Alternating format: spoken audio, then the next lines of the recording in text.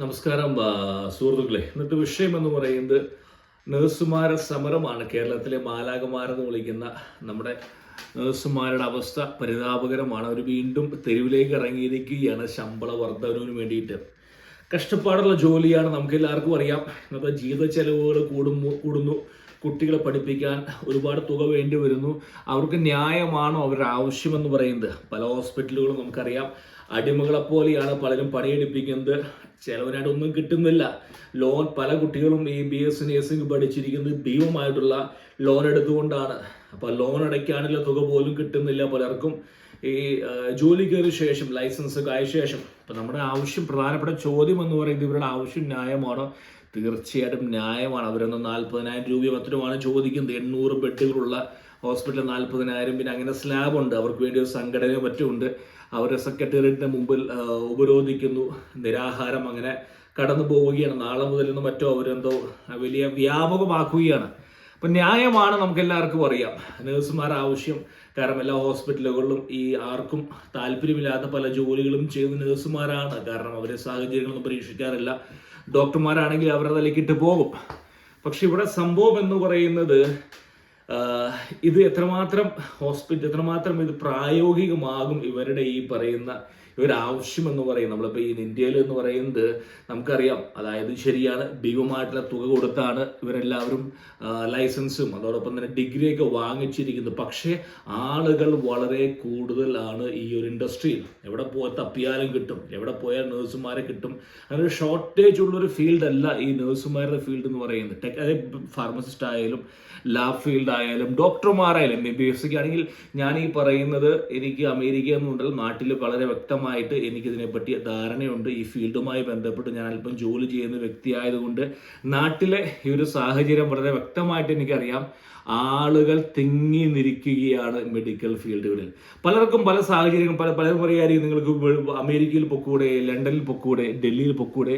പലർക്കും സാഹചര്യങ്ങളെ കൊണ്ട് പോകാൻ പറ്റി എന്ന് വരില്ല. അപ്പോൾ ഇവരെ എന്ത് ചെയ്യണം ഇവർക്കുള്ളത്? ഇതെന്ത് സാഹചര്യമാണ്? അതായത് ഒരു കാര്യം വളരെ വ്യക്തമാക്കി പറയാൻ സുഹൃത്തുക്കളെ, എൻ്റെ അനുഭവം കൊണ്ട് പറയുകയാണ്. ഈ പറയുന്ന നിങ്ങളുടെ ഈ സമരം, ഈ സെക്രട്ടേറിയറ്റിലെ സമരം, നിങ്ങളുടെ സംഘടന ഒന്നും നിങ്ങളുടെ പ്രശ്നങ്ങൾക്ക് പരിഹാരമാവില്ല. നിങ്ങളുടെ ആവശ്യം ന്യായമാണ്, യാതൊരു സംശയവുമില്ല. സമരം ചെയ്യണം, ഒരുപക്ഷെ നടക്കുമായിരിക്കും. പക്ഷേ മാനേജ്മെന്റുകൾ നിങ്ങളുടെ ആവശ്യം അംഗീകരിച്ചാൽ പോലും പല കുറുക്കു വഴിയിൽ കൂടെ അവർ നിങ്ങളെ ബുദ്ധിമുട്ടിക്കും. അതായത് 5 പേരുടെ ജോലി 2 പേരെയും കൂടി ചെയ്യിപ്പിക്കുക, ബെഡ് കുറച്ച് കാണിക്കുക. അപ്പം 800 ബെഡ് ഉണ്ടെങ്കിൽ 40,000 രൂപ. ഈ ബെഡ് എന്ന് പറയുന്നത് സ്റ്റാറ്റിക് ആയ സംഭവമൊന്നുമല്ല, അതായത് പെർമനന്റ് അല്ല. ബെഡ് വേണമെങ്കിൽ ആവശ്യക്കാർ, അതായത് രോഗികളുടെ ആവശ്യമനുസരിച്ച് ബ്ലോക്കുകൾ കൂട്ടാം, ബ്ലോക്കുകൾ കുറയ്ക്കാം. മാനേജ്മെന്റ് എന്തായാലും അവരുടെ ലാഭം ഒരു വിഹിതം എടുത്തുകൊണ്ട് ഒരു കാരണവശാലും എംപ്ലോയീസും അല്ലെങ്കിൽ എന്ത് ജോലി ആയിക്കോട്ടെ, ടെക്നീഷ്യൻ ആയാലും ലാബ് ആയാലും ഡോക്ടർ ആയാലും അവർ ചെലവഴിക്കില്ല. കാരണം അവർക്കൊരു തുക അവർ കണക്കാക്കിയിട്ടുണ്ട്. അവർക്ക് മാർക്കറ്റിൽ നിന്ന് ആളുകളെ ഇന്ന വിലയ്ക്ക് കിട്ടുമെങ്കിൽ, ഒരു വളരെ എക്സാമ്പിൾ ഞാൻ പറഞ്ഞുതരാം. അതായത് പാലക്കാട്, തൃശ്ശൂർ ഭാഗങ്ങളിലൊക്കെ ഒരു മിനിമം ഒരു MBBS പഠിച്ച് ഡോക്ടർക്ക് ഒരു മണിക്കൂർ 300 മറ്റോ ആണ് യൂണിയൻ നിശ്ചയിച്ചിരിക്കുന്ന ഒരു മണിക്കൂറിലെ തുക. ഒരു മണിക്കൂർ 300, 12 മണിക്കൂർ ജോലി എടുത്തു കഴിഞ്ഞാൽ 3,600 രൂപ എടുത്ത് കയ്യിൽ കൊടുക്കണം. 12 മണിക്കൂർ ജോലി എടുത്തു കഴിഞ്ഞാൽ ഈ ഒരു നിയമം വന്നപ്പോൾ പാലക്കാട്, തൃശ്ശൂർ, എറണാകുളം മേഖലകളിൽ ഒരുപാട് തമിഴ്നാട്ടിൽ നിന്ന് ഡോക്ടർമാരെ കൊണ്ടുവന്നു. ഈ പറയുന്ന പല ക്ലിനിക്കുകളും അഫോർഡ് ചെയ്യാൻ സാധിക്കില്ല. ഒരു ഡോക്ടറുടെ ചികിത്സ അല്ലെങ്കിൽ ഡോക്ടറുടെ കൺസൾട്ടിങ് ഫീസും മുടി വെട്ടാൻ പോകുന്ന കൺസൾട്ടിങ് ഫീസും ഒന്നാണ്. 100 രൂപയാണ് ഒരു MBBS ഒരു റെസിഡന്റ് ഡോക്ടറെ കാണാൻ പോകുന്ന കൺസൾട്ടിങ് ഫീസ് പല ക്ലിനിക്കുകളും പിടിച്ചു നിൽക്കാൻ വേണ്ടിയിട്ട്.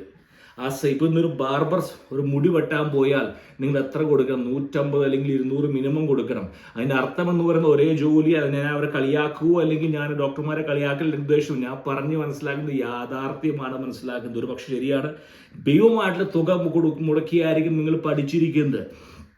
BS നേഴ്സിംഗിന് 10-15 അല്ലെങ്കിൽ MBBS 50 ലക്ഷം പഠിച്ചു ഇറങ്ങി. പക്ഷേ മാർക്കറ്റിൽ സപ്ലൈ, ഡിമാൻഡ് ആൻഡ് സപ്ലൈ ആണ് തീരുമാനിക്കുന്നത് എന്താണ് ശമ്പള വർധനവെന്ന്. ആ ശമ്പളം ഡിമാൻഡ് ആൻഡ് സപ്ലൈ ഇവിടെ സപ്ലൈ കൂടുതലാണ്. അപ്പോൾ ശരിയാണ്, അടിമകളെ പോലെ പണിയെടുക്കും, ശരിയാണ്. ഇനി ഒരു ചോദ്യം എന്ന് പറയുന്നത്, നിങ്ങൾക്ക് ഇത് മാത്രമാണോ നിങ്ങളുടെ മുമ്പിൽ ഒരു ഓപ്ഷൻ എന്ന് പറയുന്നത്? ഇത് വേറൊരു കൂട്ടരാണ്, സ്വകാര്യ വിദ്യാലയങ്ങളിലെ അധ്യാപകർ. ഇവരെ കഷ്ടം അതിനും കഷ്ടമാണ്. 15,000 25,000 രൂപ. ഞാൻ ഒരു വളരെ ചുരുങ്ങിയ ഒരു എക്സാമ്പിൾ പറയട്ടെ. അതായത് ഒരു അനുഭവം.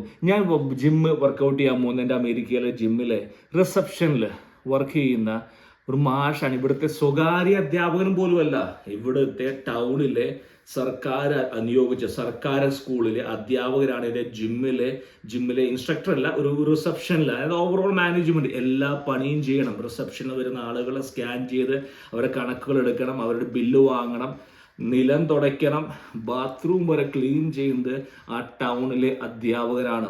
അദ്ദേഹം രാവിലെ 6 മണിക്ക്, ഇവിടെ 6-6:30 അമേരിക്കൻ സ്കൂളിൽ ആരംഭിക്കും. 6 മണി മുതൽ 3:30 വരെ സ്കൂളിൽ ജോലിയെടുത്ത് 5 മുതൽ 9 വരെ ജിമ്മിൽ റിസപ്ഷൻ പാർട്ട് ടൈം ആയിട്ട് വർക്ക് ചെയ്യും മുന്നോട്ട് പോകാനായിട്ട്. കാരണം 2 അറ്റം മുട്ടാൻ വേണ്ടി. ഇതാണ്, അതായത് ഞാനൊരു അധ്യാപകനായി, അല്ലെങ്കിൽ ഞാനൊരു പ്രൊഫഷണൽ കോഴ്സ് പഠിച്ചു, ഞാനൊരു നേഴ്സാണ്, അപ്പം നേഴ്സായി മാത്രമേ ചെയ്യുള്ളൂ, ഞാൻ പൊളിറ്റിക്കൽ സയൻസ് അല്ല പഠിച്ചിരിക്കുന്നത്, വേറെ ജോലി എടുക്കാൻ എന്നുള്ള ചിന്താഗതിയുമാരുടെ മുന്നോട്ട് പോകുന്നെങ്കിൽ നിങ്ങൾക്ക് 2 അറ്റം മുട്ടില്ല, തെരുവിൽ നിങ്ങൾ അലോകുകയുള്ളൂ. ഈ പറയുന്ന സംഘടനകൾ ഒന്നും നിങ്ങൾ സഹായിക്കാൻ വരുന്ന ഒരു പ്രതീക്ഷ പോലും വേണ്ട. കാരണം മാനേജ്മെന്റ്, പണം മുടക്കിയ മാനേജ്മെന്റ് അവരുടെ തുക, ഏറ്റവും ചിന്ത എന്ന് പറയുന്നത് കേരളത്തിൽ 5-6 ഹോസ്പിറ്റൽസ് ലാഭത്തിൽ ഓടുന്നുള്ളൂ. നിങ്ങൾ ആലോചിക്കണം, ഹോസ്പിറ്റൽ നടത്തിക്കൊണ്ട് പോകാന്ന് പറയുന്നത് ചില്ലറ കഥയല്ല. കഴിഞ്ഞൊരു 5 വർഷം 10 വർഷമായിട്ട് വന്നിരിക്കുന്ന ഇലക്ട്രിസിറ്റി ബില്ല് തന്നെ സഹിക്കാവുന്നതിന് അപ്പുറത്താണ് പല ഹോസ്പിറ്റലുകൾക്കും. ഞാൻ തമാശ പറയുന്നത്, അതുമായി ബന്ധപ്പെട്ട് എനിക്ക് വളരെയധികം അറിയാം, കണക്കുകൾ അറിയാം. ഞാൻ കണക്കുകൾ വെച്ചാണ് പറയുന്നത്, എനിക്കറിയാം, ഇൻഫർമേഷൻ എനിക്കറിയാം. ആ ഫീൽഡുമായി ബന്ധപ്പെട്ട വ്യക്തിയാണ്. ഓരോ എക്യൂപ്മെന്റ്സ്, അതോടൊപ്പം തന്നെ എംപ്ലോയീസ്, തമാശ എല്ലാവരും പറയുന്ന പല ഹോസ്പിറ്റലും ലാഭത്തിലല്ല പോകുന്നത്. സാഹചര്യം ശരിയാണ്, നിങ്ങൾ നേഴ്സായി ഇറങ്ങിപ്പോയി കാര്യങ്ങൾ ഈ നിലയ്ക്കല്ല പോകുന്നെങ്കിൽ മാറി ചിന്തിക്കേണ്ടിയിരിക്കുന്നു. കാരണം ഞാൻ പറയുന്നത്, നാളെ നിങ്ങളൊരു തെങ്ങ് കയറാൻ പോകണമെന്നോ അല്ലെങ്കിൽ മേസ്ത്രിയായി പോകണമെന്നോ ഞാൻ അതല്ല പറയുന്നത്. പക്ഷേ ഒരിക്കലും കടുംപിടുത്തത്തിന്റെ സമയം അവസാനിച്ചിരിക്കുന്നു. മാനേജ്മെന്റ് വിട്ടുവീഴ്ചയ്ക്ക് തയ്യാറാവില്ല. കന്യാസ്ത്രീകളാണെങ്കിൽ ജാർഖണ്ഡിലെ എല്ലാ ഗ്രാമങ്ങളുടെയും പേരറിയാം അവർക്ക്. അവിടുന്ന് പെൺകുട്ടികളെ കൊണ്ടുവന്ന് തൽക്കാലം 2 നേഴ്സുമാരെ വെച്ച് ബാക്കി 10 പെൺകുട്ടികളെ വെച്ച് വേണമെങ്കിൽ ഹോസ്പിറ്റൽ ഓടിക്കാനുള്ള കഴിവ് അറിയുന്നവരാണ് നമ്മുടെ നേഴ്സുമാരൊക്കെ, അല്ലെങ്കിൽ കന്യാസ്ത്രീമാരൊക്കെ. നമ്മൾ കണ്ടതാണ് മറ്റേ റായ്പൂരിൽ വെച്ചിട്ടൊക്കെ. റായ്പൂരിൽ ആ 2 പെൺകുട്ടികളെ കൊണ്ടുപോയിരിക്കുന്നത് മനുഷ്യക്കടത്തുന്നല്ല, ചീപ്പ് ലേബർ. അതായത് അവരുടെ ഹോസ്പിറ്റലിൽ കൊണ്ടുപോയി പണിയെടുക്കുക. കാരണം 5,000-10,000 രൂപ കൊടുത്താൽ 24 മണിക്കൂറും പണിയെടുത്തോളും. അപ്പോൾ സൊല്യൂഷൻ എന്ന് പറയുന്നത് ഈ സമരമോ അല്ലെങ്കിൽ നിരുത്സവത്തില്ല, ഒരു മാറി ചിന്തിക്കേണ്ട സമമായിരിക്കും. ദുർവാശി അവസാനിപ്പിക്കുക. അതായത് ഇവിടെ ചെയ്യാൻ പറ്റുമെങ്കിൽ നാട്ടിൽ ചെയ്യാൻ പറ്റുമെന്നല്ല ഞാൻ പറയും. സൊല്യൂഷൻ ഇതല്ല, പക്ഷെ മാറി ചിന്തിക്കേണ്ടിയിരിക്കുന്നു. ഞാനൊരു നേഴ്സായി, ഫാർമസിസ്റ്റായി, ഞാൻ ടീച്ചറാണ്, അപ്പം ഞാൻ ആ പ്രൊഫഷനിൽ മാത്രമേ. ഇതിൻ്റെ സൊല്യൂഷൻ എനിക്ക് തോന്നുന്നത് നാട്ടിലെ സമയം കുറയ്ക്കണം. അതായത് വേറെ ജോലികൾക്ക് അല്ലെങ്കിൽ വേറെ ഹോസ്പിറ്റലിൽ ജോലി എടുക്കാനുള്ള സാഹചര്യങ്ങൾ സർക്കാർ ഒരുക്കണം. കാരണം നിയമം, അതായത് ജോലി സമയം കുറയ്ക്കണം. ഒരു 3 ദിവസം 12 മണിക്കൂർ ജോലി എടുക്കുക, ബാക്കി 4 ദിവസം അവർ വേറെ എന്തെങ്കിലും ജോലികൾക്ക് പോട്ടെ. ഒരു ഹോസ്പിറ്റൽ മാത്രം നിന്നുകൊണ്ട് അവിടുത്തെ ശമ്പളം കൊണ്ട് കുടുംബം പോറ്റാമെന്നുള്ള പ്രതീക്ഷയാണ് നിങ്ങൾക്കെന്നുണ്ടെങ്കിൽ, എൻ്റെ പൊന്നു സഹോദരന്മാരെ, നിങ്ങൾ ഒരു പക്ഷേ അമേരിക്കയിലേക്ക് വരാൻ താല്പര്യമില്ലാതെ കുടുംബ സാഹചര്യം കൊണ്ട് പലർക്കും അതുമായിരിക്കും കാരണം. ഇതാണ് കാലമെങ്കിൽ കാലം മാറിയിരിക്കുകയാണ്. ഒരു ചെറിയ എക്സാമ്പിൾ ഞാൻ പറയാം. എൻ്റെ വീട്ടിലെ തേങ്ങയിടാൻ കഴിഞ്ഞ ആഴ്ച നമ്മുടെ ഒരു അയൽക്കാരനെ വിളിച്ചു. അദ്ദേഹം മെഷീനെ കൊണ്ട് കയറാൻ. ഒരു തേങ്ങയുടെ 50 രൂപ, 30 തേങ്ങ ഇട്ടു, 1,500 രൂപ വാങ്ങിച്ചും കൊണ്ട് അദ്ദേഹം 3-4 മണിക്കൂർ മാക്സിമം പണിയെടുത്തു. അപ്പം തന്നെ ഫോൺ വന്നു, വേറെ പറമ്പിലേക്ക് പോയി. അവിടെ ഒരു 10-20-50 തെങ്ങിട്ട് കഴിഞ്ഞാൽ ആലോചിച്ച് നോക്കി എന്താണ് വരുമാനം എന്ന്. 2,500 രൂപ വരുമാനമില്ലേ പോരെ? അപ്പോൾ ഞാൻ പറഞ്ഞു വരുന്നത്, ഒരുപാട് ഓപ്ഷൻസ്. അതായത് ഈ സംഘടനകൾ പലതും പറയും. സംഘടനയുടെ ഉദ്ദേശം എന്ന് പറഞ്ഞാൽ എത്ര സമരം നടത്തിയാൽ മാത്രമേ പണം പിരിക്കാൻ പറ്റൂ. ഞാൻ സംഘടനയെ കുറ്റം പറയില്ല പറയുന്നത്. ഇവരെ പ്രതീക്ഷിച്ചുകൊണ്ട് പോയി കഴിഞ്ഞാൽ നിങ്ങൾ തെരുവിലാകും. മാറി ചിന്തിക്കേണ്ട സമയമായിരിക്കും. ഒരുപക്ഷെ ഞാൻ പറയുന്നത് ശരിയായിരിക്കും, തെറ്റായിരിക്കും, പക്ഷെ എൻ്റെ കൺസെപ്ഷൻ വെച്ച് പറയുകയാണ്, മാറി ചിന്തിക്കേണ്ട സമയമായിരിക്കുന്നു. ഒരു സ്ഥലത്ത് മാത്രം ജോലി എടുക്കുക, അവിടുത്തെ പാക്കേജ്, അവിടുത്തെ കരിയർ ആ സമയം അവസാനിച്ചിരിക്കുകയാണ്. ഇത് AI കാലഘട്ടമാണ്. കമ്പനികളും ഓട്ടോമേഷനിലേക്ക് പോവുകയാണ്. ആ ആളുകളൊക്കെ ഇങ്ങനെ കുറയ്ക്കുക എന്നുള്ള ചിന്താഗതിയുമായാണ് എല്ലാ കമ്പനികളും പോകുന്നത്. IT മാത്രമല്ല AI വരാൻ പോകുന്നത്, എല്ലാ മേഖലകളിലും AI പിടിമുറക്കും.